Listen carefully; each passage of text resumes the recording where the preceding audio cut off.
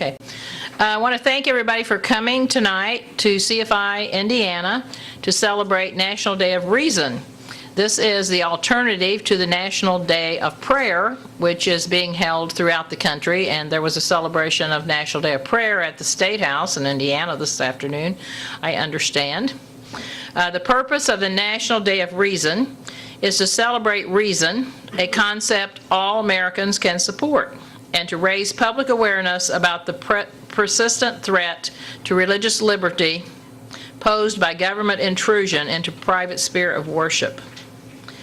The last year, the National Day of Prayer was ruled unconstitutional, but Barack Obama went ahead and did it anyway. And then in the meantime, within the last year, the Seventh Circuit Court of Appeals overruled that decision and said that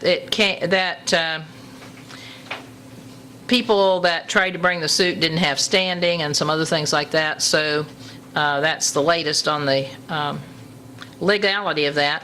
Barack Obama did issue a proclamation this year, and in it he did at least recognize that not everybody believes. He said, "Let us be thankful for the liberty that allows people of all faiths to worship or not to worship according to the dictates of their conscience." But then, of course, he went ahead and asked that people pray for the armed forces and police officers and everybody also.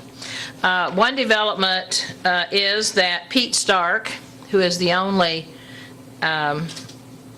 out of the closet atheist, at least, that is in our Congress, raised a proclamation. He put in a proclamation today. It was read in the Congressional Record to recognize National Day of Reason. And he said, "Reason and rational thinking have made our country great. The Constitution of the United States of America is based upon the philosophies developed during the historical age of reason and the idea that citizens engaging in rational discourse and decision-making can govern themselves. The Constitution also contains a strong separation of church and state clause, making it clear that government should continue to be built on reason." So we really owe some thanks to Congressman Stark for having the courage to put that in. The format this evening will be various members will come to the microphone and read passages or quotes that they have selected, and we will be taping those, and it will be available on YouTube. So if the first person who wants to go first can come up. My name's John Keel. I'm a charter member of the Humanist Friendship Group of Central Indiana and Center for Inquiry. And I'd like to read two quotes, one from Thomas Jefferson and one from James Madison, two of the architects of our country. The first quote is from Thomas Jefferson. This is perhaps my favorite Jefferson quote. He said, "It does me no injury for my neighbor to say there are 20 gods or no God. It neither picks my pocket nor breaks my leg." And the second quote I'd like to read from James Madison. This is on the separation of church and state.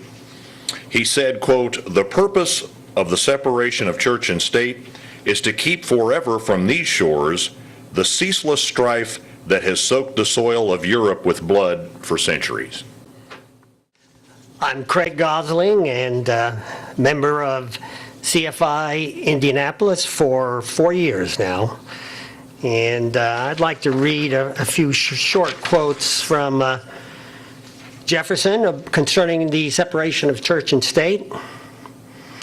He said, "I do not find in Orthodox Christianity one redeeming feature.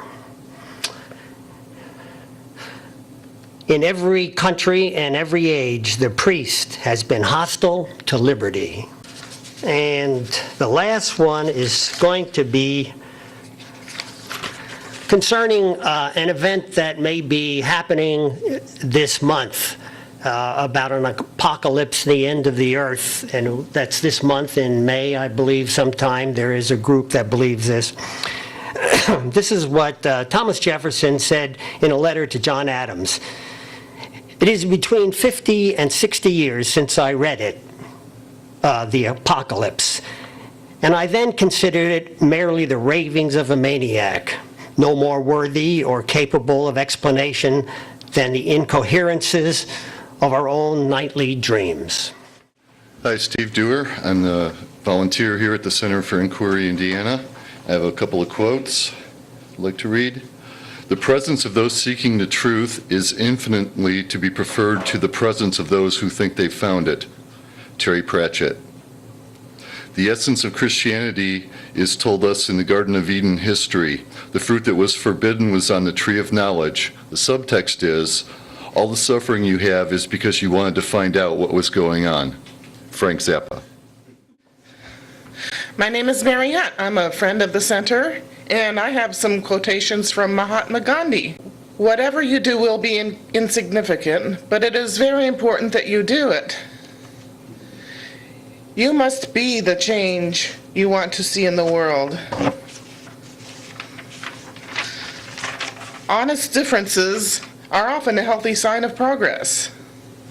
Honest disagreement is often a good sign of progress. I want freedom for the full expression of my personality. I'm Adam Crane, a friend of the center. I have some quotes also by Thomas Jefferson. Fix reason firmly in her seat and call her to tribunal in every fact and every opinion.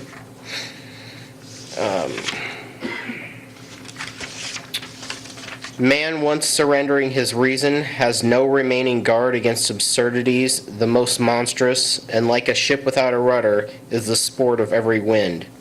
This was in a letter to John Adams.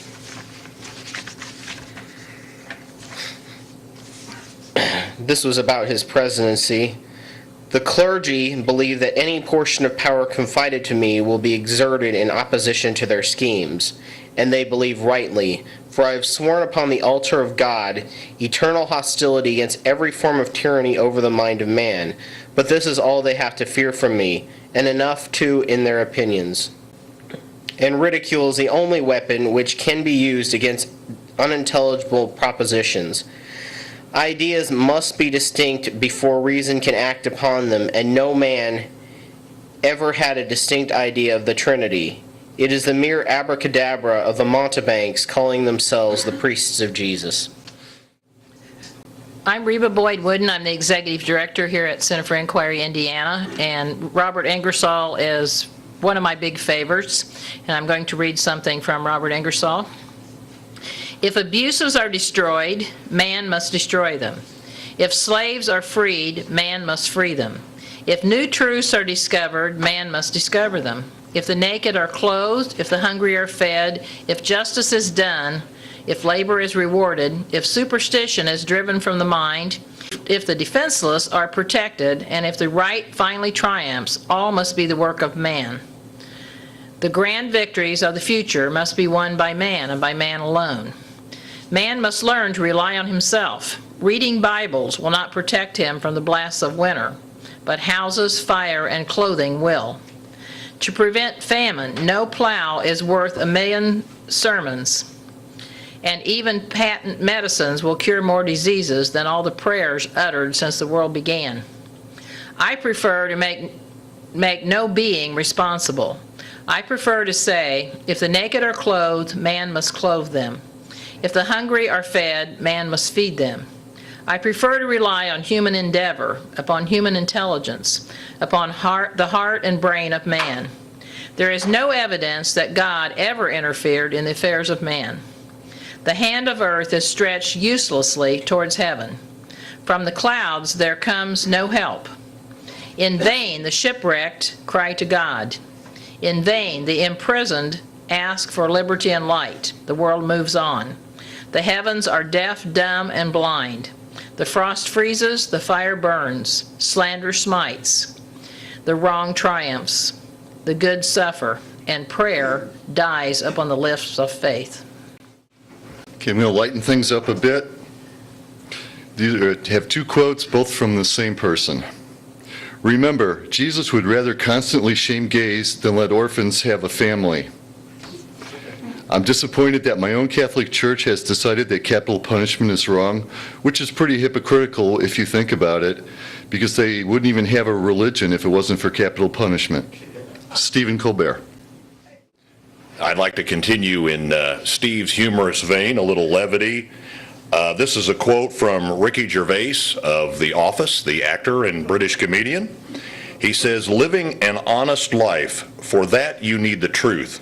That's the other thing I learned that day, that the truth, however shocking or uncomfortable, in the end leads to liberation and dignity. And one other quote, "If there was a God, I'd still have both nuts," by Lance Armstrong. Craig Gosling again, and this is a quote from Jefferson, something he wrote in the Virginia statute, and one from James Madison. First one from Jefferson: "False religions over the greatest part of the world and through all time have been maintained through the church state. To compel a man to furnish contributions of money for the propaganda of opinions which he disbelieves is both sinful and tyrannical. No citizen shall be compelled to frequent or support any religious worship, place, or ministry whatsoever." From James Madison. Madison objected to state-supported chaplains in Congress and to the exemptions of churches from taxation. He wrote, quote, "Religion and government will both exist in greater purity the less they are mixed together." And reading these quotes that we have tonight, I can in no way comprehend how people think that our founding fathers did not believe in the separation of church and state. My name is Sarah, also known as Archie Fantasies on YouTube. Today is the National Day of Reason, and I want to say that I am fortunate to be able to join with like-minded skeptics, and I know that there are people out there who aren't. So to those of you who can't be with people that are reasonable on today, I'm sorry, and I realize how special that is for me. I also want to point out that a recent event on my blog where reason seems to be failing. My blog and my YouTube channel are both used to debunk bad archaeology and the use of archaeology in propagating falsehoods such as creationism. Recently, I finished debunking the Nazca Lines and ancient alien theory, both of which got me lots of laughs and very little controversy. Urged on by my audience, I decided to tackle a more deeper topic, and so I decided to work on the debunking of a historical Jesus. I originally did this to give in to my fans, but as I continue to get kickback from this particular topic, I realized that this is much more important than just catering to my base. I realized that there's a lot of falsehoods and a lot of lies out there that are being used to propagate a lie that truly makes no sense. The same people that will laugh at my aliens and the idea that aliens came down and seeded the planet and did what aliens do, those same people are offended that I would even suggest that there is no physical Jesus. I honestly see no difference in the two. I see less evidence for one. I see just as little evidence for one as I do the other. The only difference being is that one of them happens to be a sanctioned religion and the other one people are considered kooks. I feel that any sane person presented with proper evidence would also feel the same way and see how ridiculous one myth is compared to another.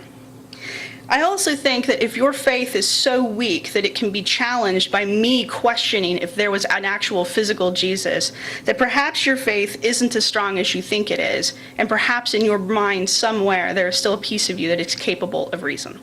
Thank you.